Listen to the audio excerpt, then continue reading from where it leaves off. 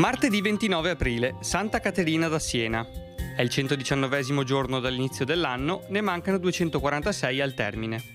Il sole sorge alle 6:01 e tramonta alle 20:17. La luna si leva alle 6:38 e tramonta alle 23:01.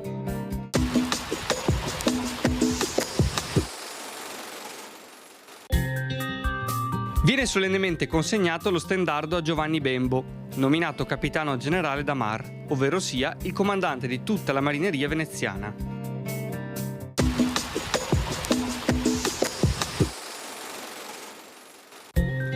Le previsioni per domani.